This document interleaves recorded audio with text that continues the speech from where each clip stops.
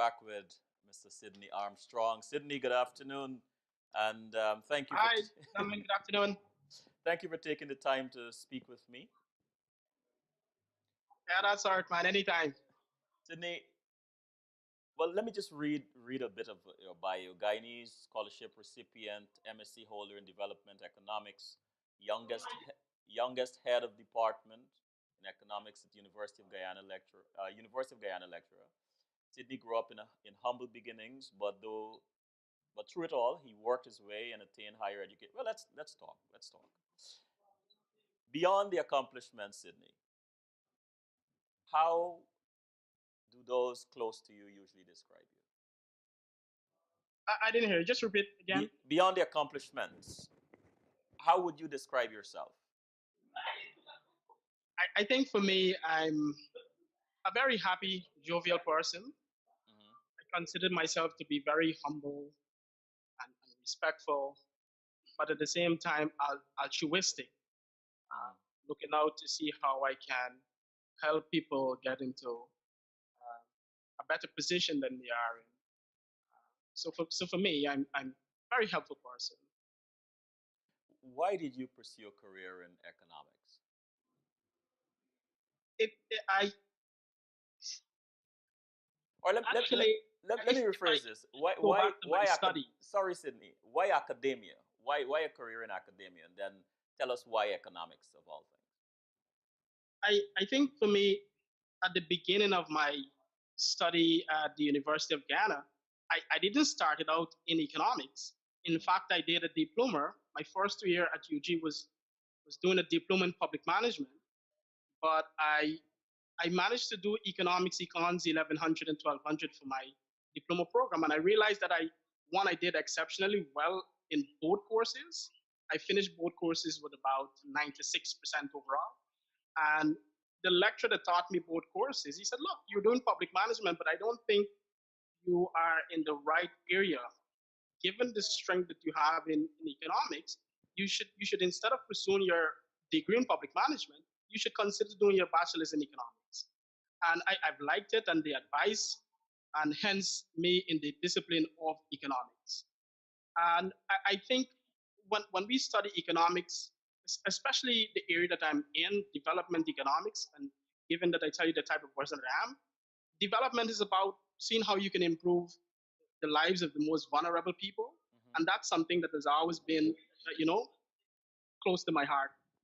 So economics for me uh, has been an option because I think it's a way to achieve some of the goals that I set out as an individual personally.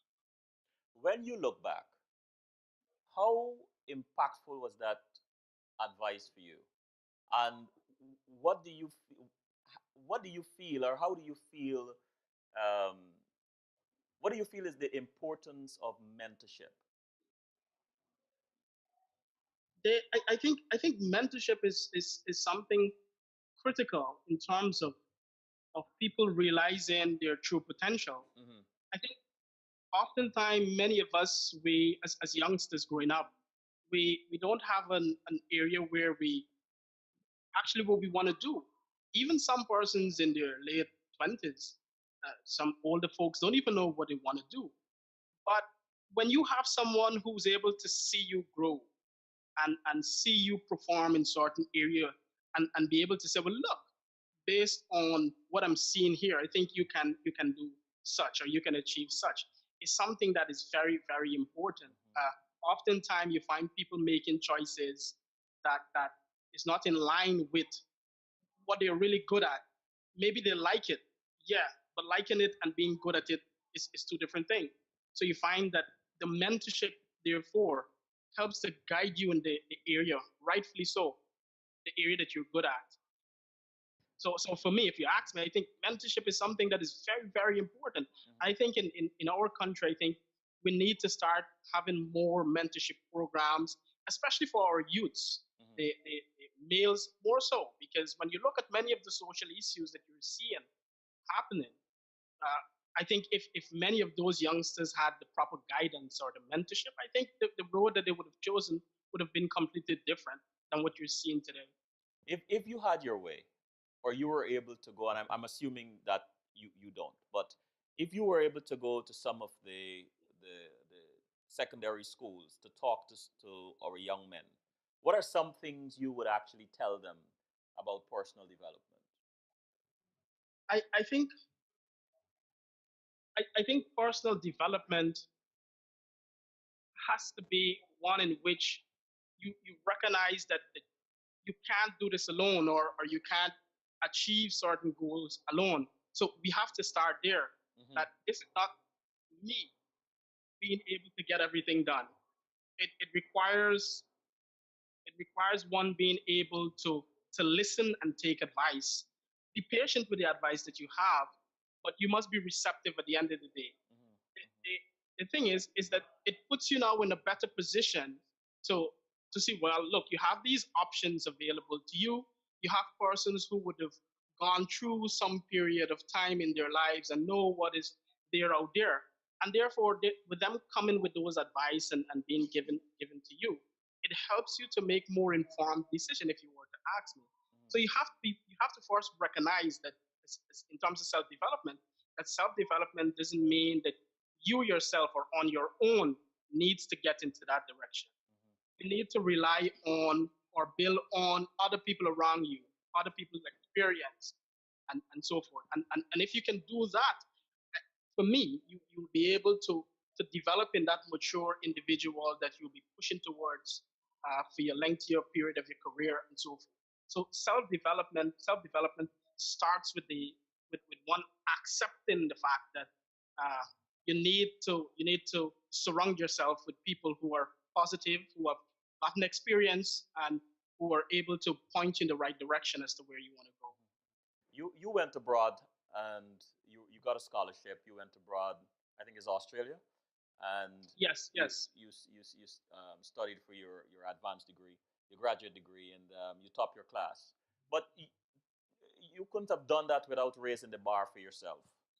How how would you describe how would you describe setting such a high bar for you yourself? I I think for me, I really don't look at it as achieving such a high mark. I oftentimes tell people, look, if I can do it, Right. I think almost anyone can do it. I think one in anything that you're doing, you must recognize that you must have some discipline. Hmm. One, you must be committed to what you're involved in, and you must be able to persevere, because you'll find that in many instances, or some instances, you'll come across many challenges, and it depends on how you're able to persevere, deal with these challenges, will determine whether you'll move forward or achieve the things that you set out to achieve. So where my study in Australia went, I think when I left here, I said, look, I'm going to Australia to return to Ghana with a master's degree. So I set out to achieve that. I recognize that, look, for me to get this master's degree, it means that where my studies is concerned, I need to ensure that I put in the work, I attend my classes, I do my research, I ask questions where necessary, and generally study long hours.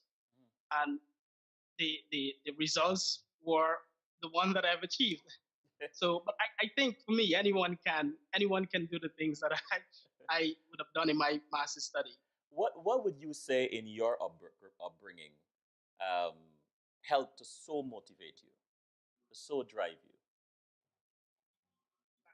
Can you repeat? I didn't hear you clearly. What would you say in your upbringing would have contributed to so drive you?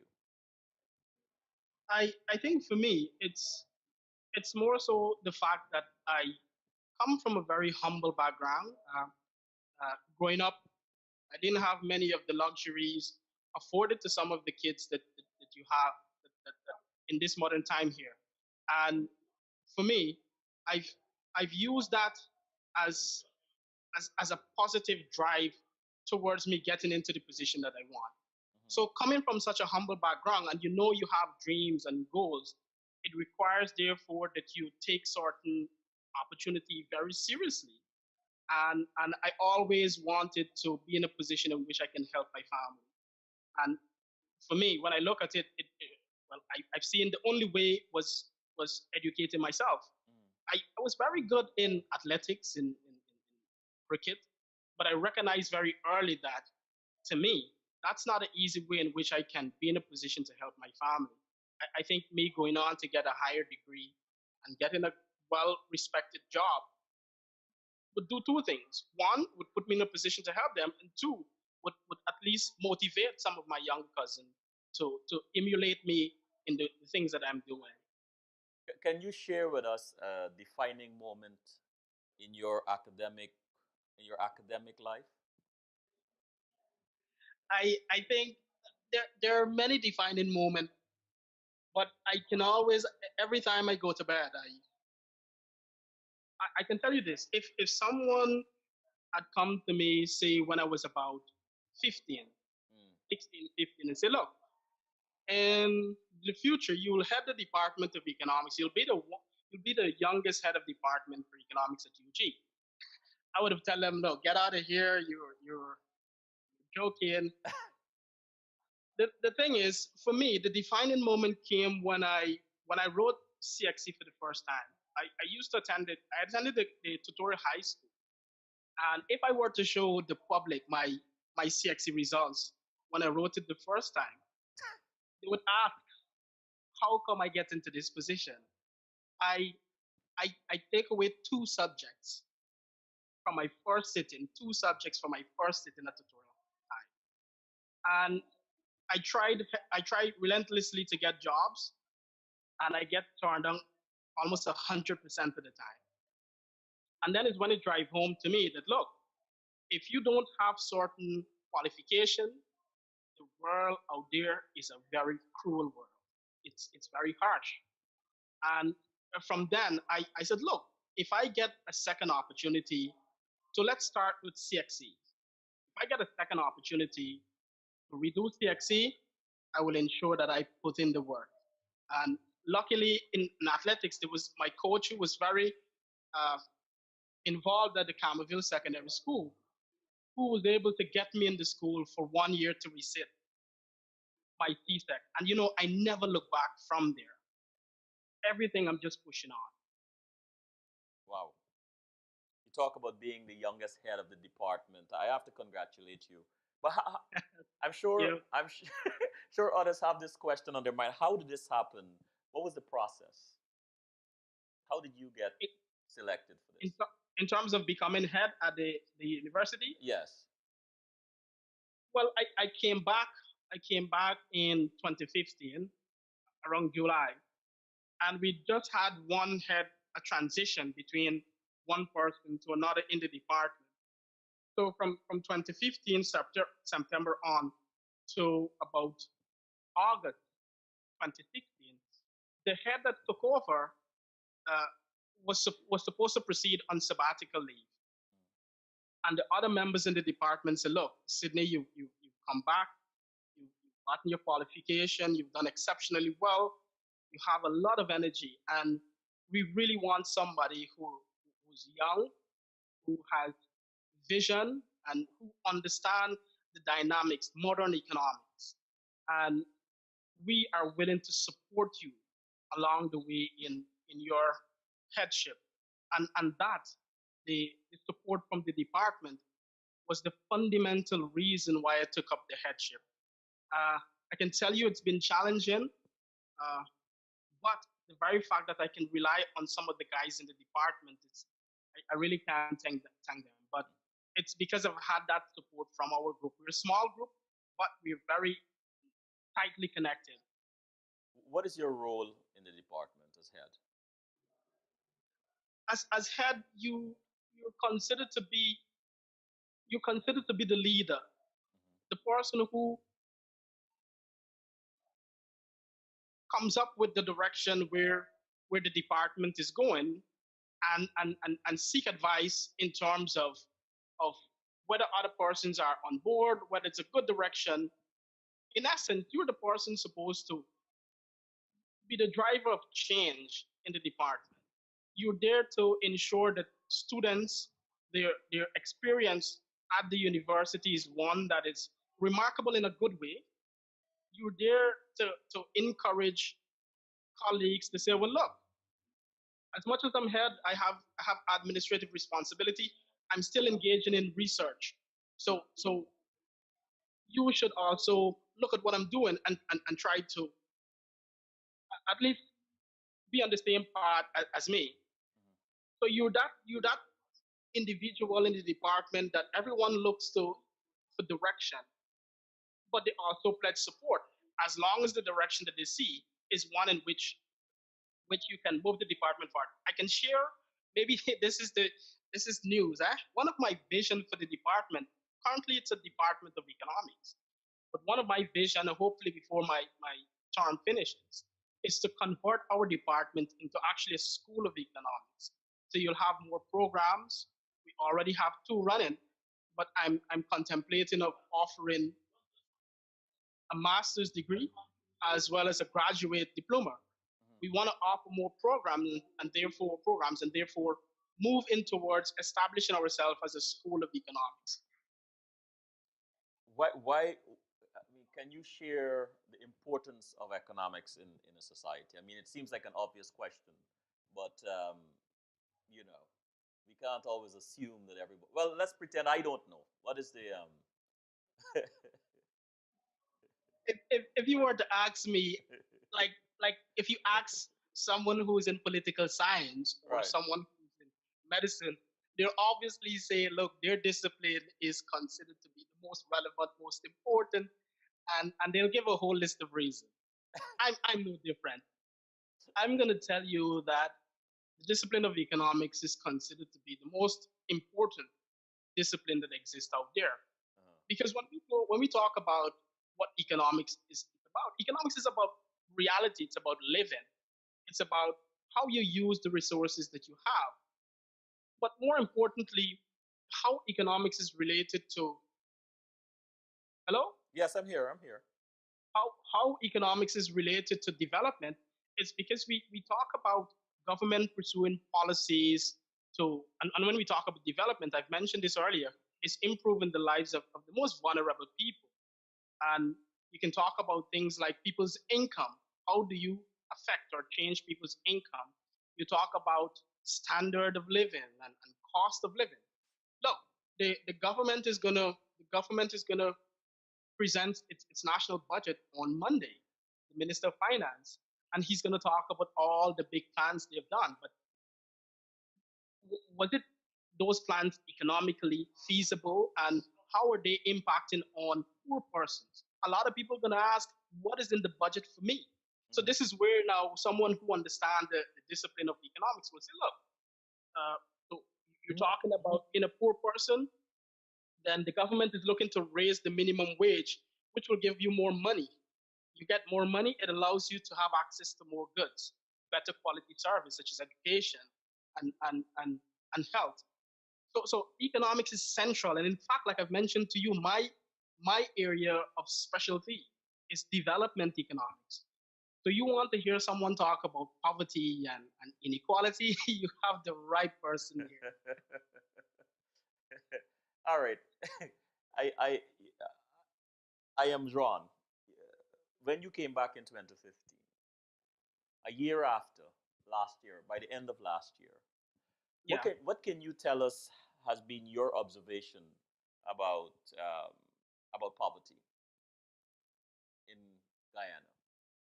Or if you want You, you want to localize it to a particular area. I mean, you're the expert. the thing is that when we were preparing to come back, our scholarship, ASIT, which is one of the most prestigious scholarship, and there's a lot of funding there. Now, these persons they held workshop and they said, look, most of you guys are coming from developing countries, and you see when you go back there, you'll have issues integrating back into society. Issues in a sense of the way things are being done.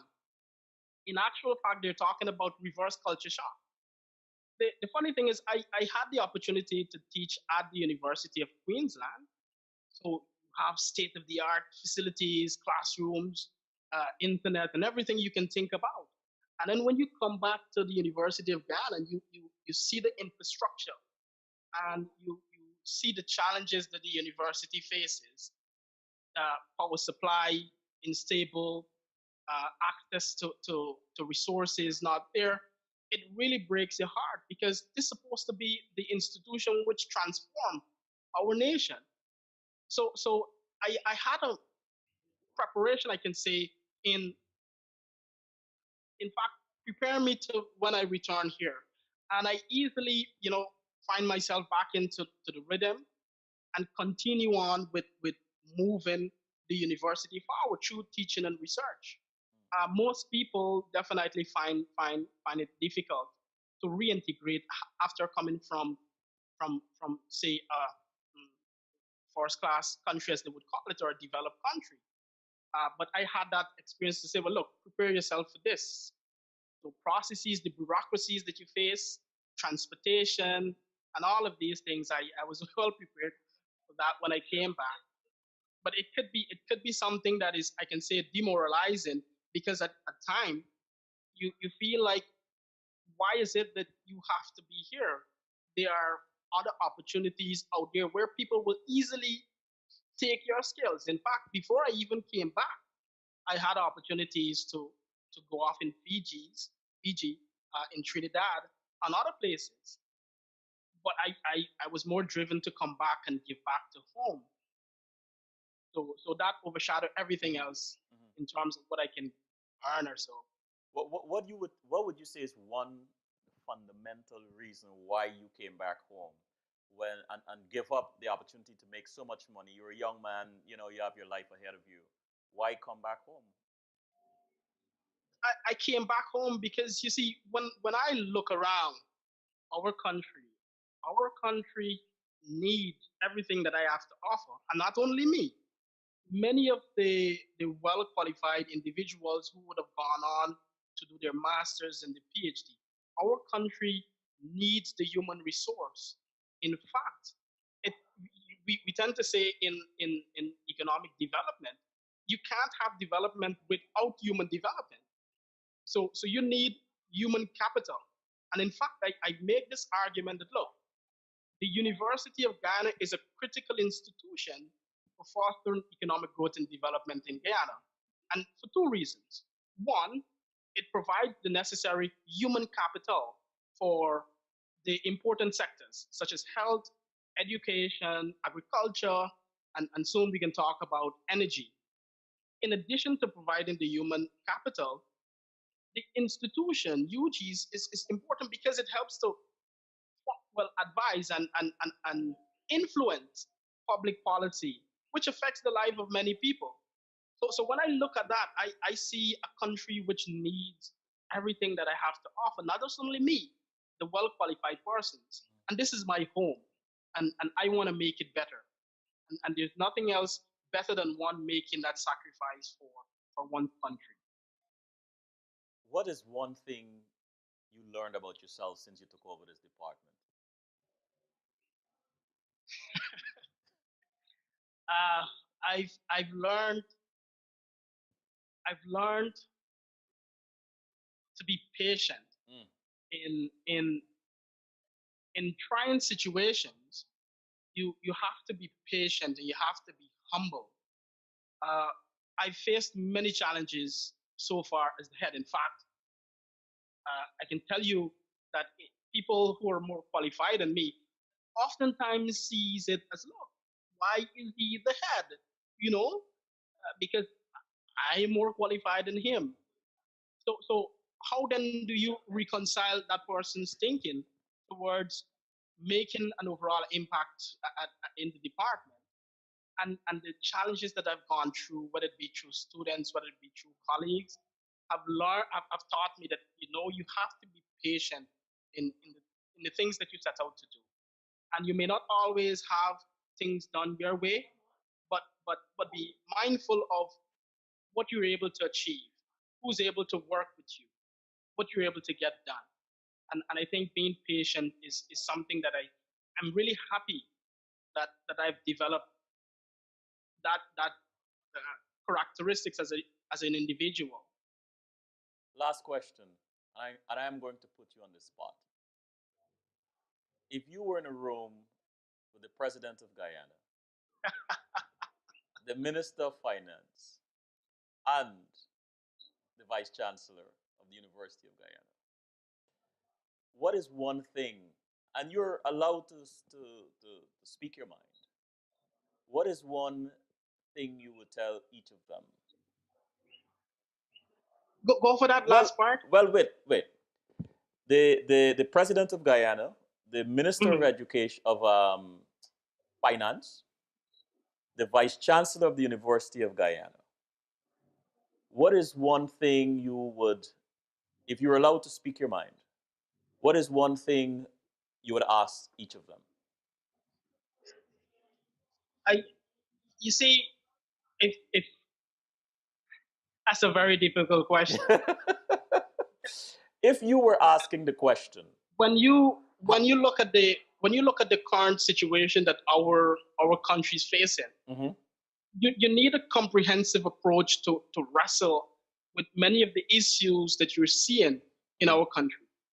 I can talk about education. Obviously, education plays a big role in any nation. I often tell people that look, one of the fundamental requirements for economic development is an educated population. mm-hmm, So you need to ensure that money is spent in the direction of educating your people. The other thing is you have to look at health. Health is a very important issue. You don't want a society in which the most productive part of society is dying very early. You know, you have to ensure that you have health programs that help to ensure that your most productive part of the economy is healthy. The other thing is crime or many of the social issues. Let me bunch them all together. Many of the social issues that you're seeing happening, it's sometimes as a result of economic deprivation and the lack of knowledge as to where information or help is available. So we have to ensure that where security and social issues concerned, that we put put a lot of money into it. So in conclusion, there's three areas that one needs to focus on in terms of moving our country forward: education, security, and social issues, and health. Sydney, thank And you. I hope the minister of finance is tuning in. Sydney, thank you so much. You know, I see that the Thank sun, you, Colin. I see the sun has shifted, and so Yes, the yes. So image is it's darkened. getting a bit dark on here. So the timing is good. But thank you so much. Thank you. Hey, Colin, I really appreciate it, man. Thanks again. You're welcome. Bye